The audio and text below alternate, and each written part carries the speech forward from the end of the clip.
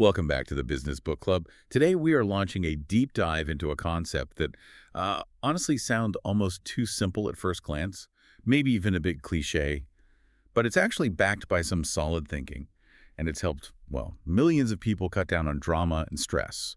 It's really about how to stop fighting battles you were never really meant to win in the first place. That's right. We're diving into the let them theory. It comes from Mel Robbins and Sawyer Robbins. And our mission today is, to really unpack this framework. We want to give you some actionable steps, some takeaways, so you can reclaim your mental energy, especially where it counts, like in your career or if you're running your own business. Okay, so let's maybe start with the origin, because it actually builds on something a lot of people probably know, the 5-second rule. Right, the 5, 4, 3, 2, 1 countdown. That came out of a really tough time for the author. Huge stress, money problems, feeling stuck. And that rule, the 5-second rule, it was all about winning the internal war, wasn't it? Exactly. Getting yourself into action, like literally getting out of bed or opening those bills you've been avoiding. The big lesson there was just act, move. That's how you beat procrastination, that internal fight. A huge breakthrough for sure. But here's the catch she discovered. That 5-second rule, as powerful as it is for, you versus yourself, it doesn't really work on the external battles. Right. Like you can't count down 5, 4, 3, 2, 1 and suddenly your micromanaging boss changes. Or make your friends stop judging your choices, or even, make the traffic move faster. It just doesn't apply there. So what was the insight then? What changed? Well, the realization was pretty profound, actually. It wasn't about a lack of willpower for these external things. The real problem, the thing holding people back, was the sheer amount of energy, emotional energy they were spending. Spending trying to manage or predict or control what other people do or say or even think. That makes sense. It's exhausting. You're constantly trying to manipulate or manage outcomes you don't actually control. Exactly. It's a futile effort, and it just drains your resources, causes a ton of stress. And that's where the let them theory comes in, to stop that drain. Precisely. It's about recognizing that, look, control is mostly an illusion when you try to apply it externally to other people or situations. So the theory is really just a simple tool. It's designed to help you get back all that time and energy you waste trying to manage the unmanageable. It's about freedom then. It is. Freedom from that burden. Because think about the psychology here. We spend so much effort trying to please everyone, right?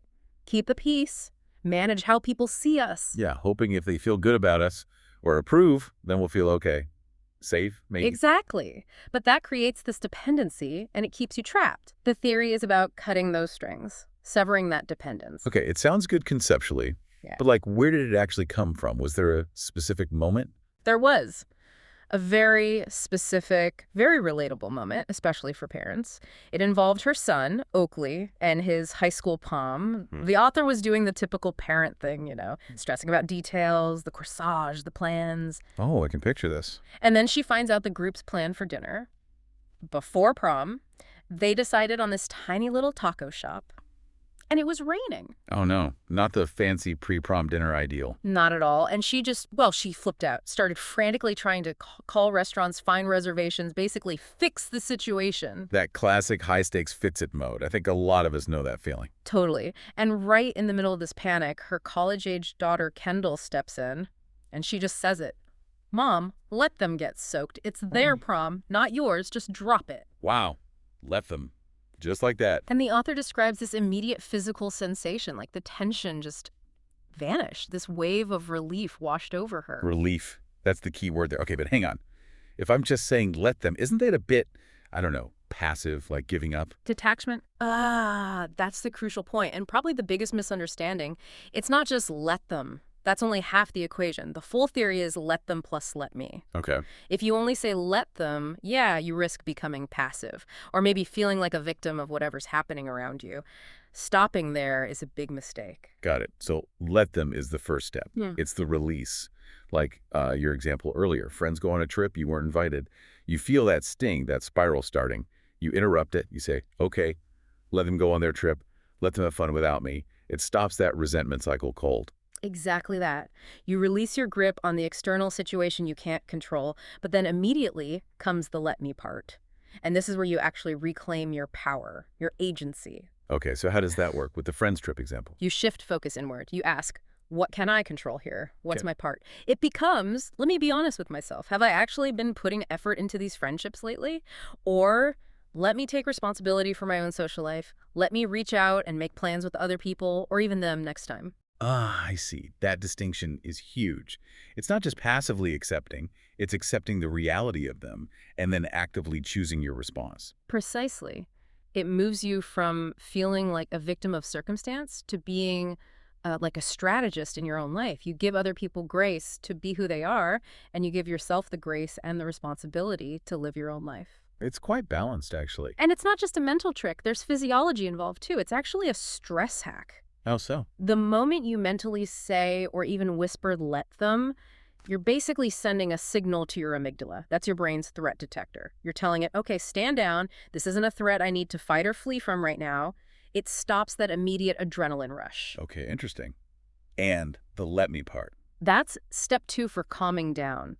When you follow up with something like, let me take a breath, you're consciously engaging your parasympathetic nervous system, specifically stimulating the vagus nerve. That acts like a brake on your stress response, so you're physically choosing how to react instead of just being hijacked by emotion. That's really practical, interrupting that automatic stress cycle. Which is absolutely essential when we think about work, right? Let's pivot there. Because work is, for so many people, the #1 cause of stress. Okay, yeah. Let's apply it. So, imagine a common scenario. You're doing great work, hitting your targets, maybe exceeding them, but your boss keeps putting off that promotion you deserve. They give you vague reasons. Maybe company profits are down or the Yeah. market's uncertain, things you can't control. Right. You absolutely cannot control the overall market or the company's finances or, frankly, your boss's final decision if they're determined. So wasting your energy being angry or resentful, complaining constantly, it's totally counterproductive. It just burns you out. So the let them move here is, Let them fail to see my value right now. Let them make excuses or string me along. You acknowledge the reality without getting consumed by it. okay. And then the power move. Let me. Let me take radical responsibility for my own career path. That's the key. It means let me update my resume. Let me start networking more actively. Let me look for opportunities where my contributions will be recognized and rewarded. Let me find a boss or a company that actually wants to invest in my growth. That feels so much more empowering. It's recognizing you're never truly stuck.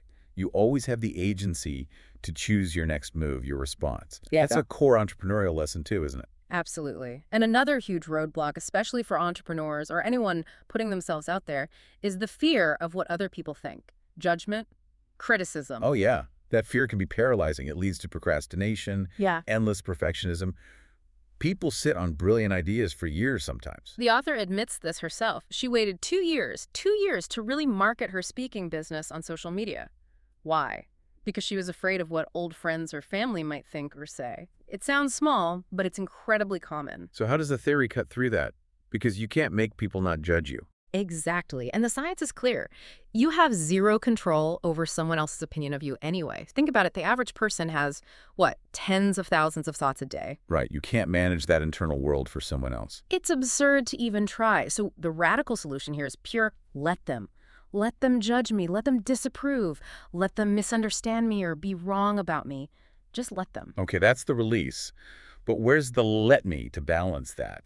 You can't just be, let them judge and I'll curl up in a ball. No, absolutely not. The let me is where your focus has to be. It becomes, let me operate in a way that makes me proud of myself. Let me act with integrity according to my own values. Let me build this business the way I believe is right. Let me put my work out there authentically. So when your actions align with your own internal compass, your own sense of pride, Then those external opinions just become noise. They lose their power. They become irrelevant. And think of the cognitive energy that frees up. huge amounts. Okay, one more application. Comparison. That's a killer in the professional world, especially now with social media showing everyone's highlight reel. Oh, it's brutal. Chronic comparison can be torture. Now, the theory helps differentiate here. If you're comparing yourself on things that are fixed, attributes you were born with or can't change, maybe height, family background, certain innate talents, Yeah, things you genuinely can't alter. there you have to use let them, primarily for acceptance. Let them be taller, let them have inherited wealth. Fighting that reality is just exhausting and pointless. Okay, accept the unchangeable. But what about things that can be changed? Like career success, fitness, financial habits? Ah, now that's where comparison can actually become a teacher. if you let it. A teacher. How? Jealousy usually feels pretty destructive. It can be. But think about it. When you feel that pang of jealousy looking at someone else's success in an area you can influence, like their thriving business or their great network, that jealousy, reframed, can actually be an invitation, maybe even from your future self. An invitation. Yeah. Interesting way to put it. Yeah, it's showing you what's possible. Their success isn't necessarily taking anything away from you. Instead, it's like a formula, a roadmap. So instead of feeling defeated, you see it as proof it can be done. Exactly. So the entrepreneurial mindset here is, let them lead the way. Let them show me it's possible. They've basically validated the model or the path. And the let me? The let me is immediate and action-oriented. Let me get to work. Let me figure out the steps they took. Let me learn from their journey. Let me turn this envy into fuel, into inspiration, into concrete action steps for myself. That shifts comparison from a passive source of misery to an active source of motivation, using their success to activate your own ambition, not diminish it. You got it. It's about activation, not shrinking. Okay, this whole deep dive really highlights something crucial, doesn't it? That maybe the biggest thing holding us back isn't some external force. It's the incredible amount of emotional energy and mental bandwidth we surrender trying to control people in situations we simply can't. That's the core message. So for entrepreneurs, for professionals listening, it seems like this boils down to maybe 3 immediate, actionable takeaways using this let them let me framework. I think so. First, it's about reclaiming your cognitive energy. Seriously, stop wasting brain power trying to please that difficult colleague, or manage your client's every emotion, or worrying endlessly about public perception. Free up that focus for what actually matters. Right. Second, take radical career responsibility. If a situation is genuinely out of your hands, like that stalled promotion, or maybe a market shift that hurts your business model, don't fight the waves. Instead, focus all your energy on building your own lifeboat. Create a better path forward for yourself proactively. Yeah, shift focus to what you can control. And third, harness comparison as a teacher. See a competitor or a mentor succeeding. Don't just feel bad, use it. Let them show you the way, prove it's possible, then immediately pivot to, let me take action based on what I can learn from them. It really reframes so many common struggles. And if you connect this to the bigger picture, think about the external world. Other people, circumstances, market changes, all of it. It's kind of like the weather, isn't it? It's unpredictable, it's uncontrollable. You can't stop it from raining. You can complain about the rain, or you can grab an umbrella. Exactly. Which raises a really important question for everyone listening. Since you cannot control the sky, how are you choosing to navigate beneath it? Ultimately, your happiness, your energy, your progress, that's entirely your responsibility. That moment you realize you have the power to choose your response, well, that's when your let me era truly begins. Your let me era. That's a powerful thought to end on. Thank you for joining us for this deep dive into reclaiming personal power with the let them theory. If these insights resonated with you and you want more discussions like this to help you master your mindset and your career, definitely be sure to subscribe to the Business Book Club. Now, that's a wrap for this episode of the Business Book Club. If you enjoyed the ride, make sure to subscribe so you'll never miss our next deep dive. Got a favorite business book you'd love us to explore? Let us know. We're always up for a good read. And hey, don't keep all these insights to yourself. Share this episode with a fellow book lover or your work buddy who's always looking to level up. Until next time, keep learning, keep growing, and we'll see you in the next episode.